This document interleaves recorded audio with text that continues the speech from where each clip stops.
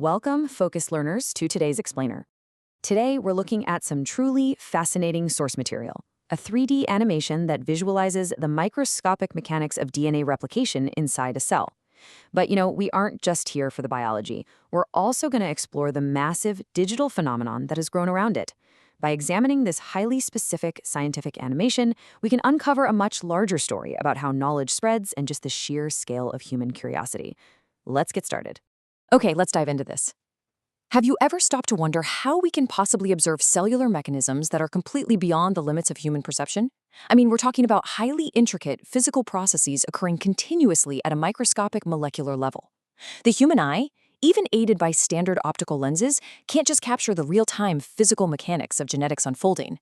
The scale is way too small, the movements are too rapid, so if we can't physically point a camera at the internal machinery of a single cell to see how it operates, how do we actually watch the invisible?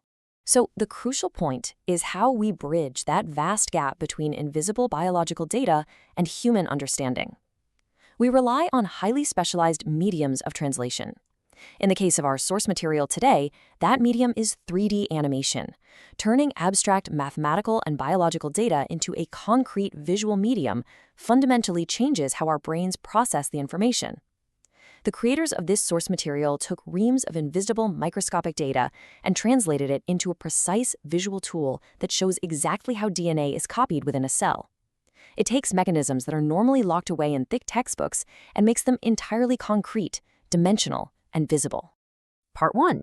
Visualizing the invisible inside a prokaryotic cell.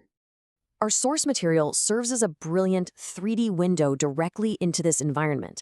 By utilizing digital rendering, we aren't just looking at static diagrams anymore. We're watching a dynamic, spatial representation of a foundational biological mechanism right inside a living organism.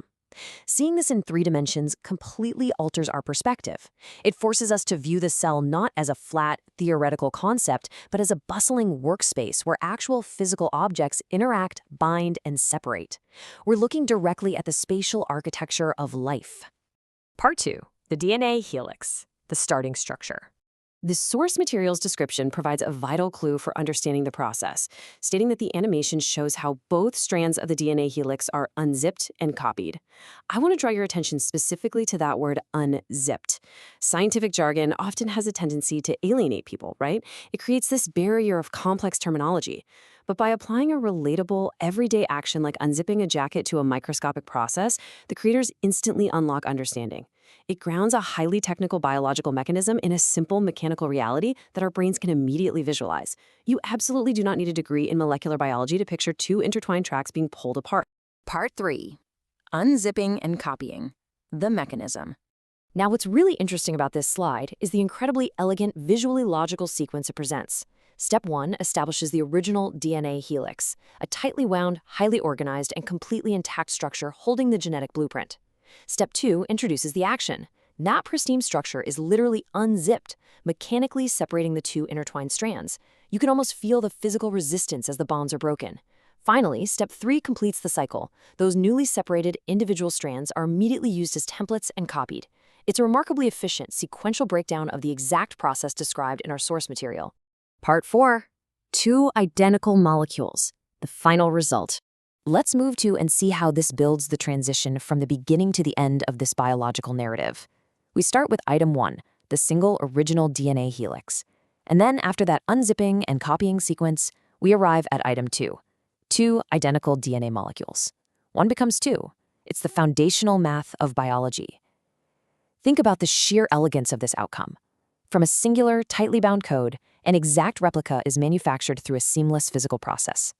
It's a remarkable transformation that ensures the continuation of life. Part 5. The digital science ecosystem, millions learning online. Okay, I want to pause here and focus on a very specific number, 666,201. This isn't just some random statistic pulled from a database. This is the exact view count of this single, specific 3D animation of prokaryotic DNA replication. Just take a second to think about the collective human curiosity required to generate a number like that. Over 500,000 people, scattered all across the globe, actively sought out a highly technical explanation of a microscopic cellular process. That is a dramatic figure.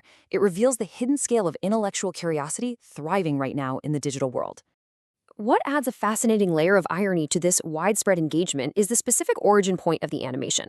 It was published back in September 2017 by a channel literally branded Fun and Entertainment. We typically expect this level of hardcore cellular biology to be hosted by a university, right? Or maybe a dedicated medical institute. Instead, it thrives, gathering over 666,000 views and 12,000 likes, categorized right alongside gaming highlights, viral pranks, and comedy sketches. It completely subverts our expectations, proving that a massive audience genuinely finds the complex mechanics of science to be highly engaging.